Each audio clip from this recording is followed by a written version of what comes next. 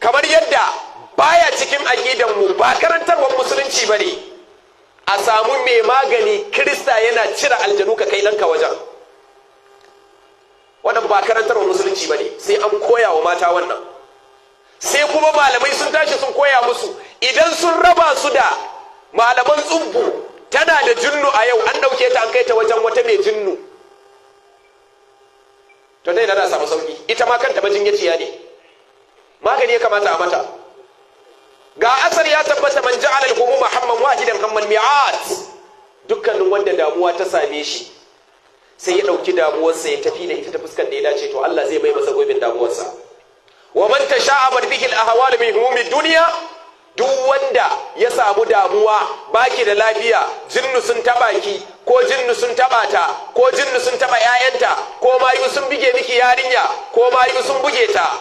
sai ta je ta kama mata mace mai aljanu, kika je kika ɗauko ɗan bori, sai ya yi sama da jan bujansa tukunna ya falo ya baki magani. To ki sani, wa man tasha'abat bihi al-ahwal min humumi dunya, duk wanda ya je kama wani hanya ya bi hanyar da bai dace ba wajen neman magani, lan yubali Allahu fi ayyi awdiyati ya halaka, Allah ba ruwansa wani ko zazzabo kika je kika mutu, Allah ba ruwansa da wannan. Za ka mutu ka je ka tarar da Allah. Saboda haka wajibi ne malaman ahlus sunna su tashi su karantar, su raba mutane da bokaye, su ji tsoron Allah, su daina sirka ba da magani da bokanci, su daina sirka ba da magani da bokanci, su ji tsoron Allah, su daina shiga rigar rukuya da bokanci. Ar-ruqya shar'iyya a musulunci, idan mutum ba faduwa yake ba abin da ya kai ka da taba jikin matan mutum, ka yi addu'a a cikin ruwanka ka fesa mata ta tashi. Ka je kana ta dankwalan matan mutane, yar mutane, wai kana rukuya, fasiki ne kai. Yawa, saboda haka dole ne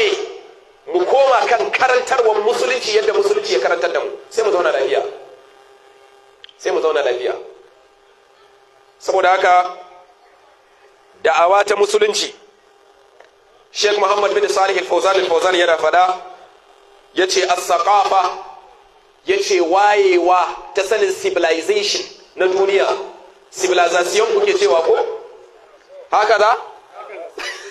yawa, sanin civilization na duniya ya zamo kana da wayewa, ka san me kake yi, yace shine mutum ya kasance yana da masaniya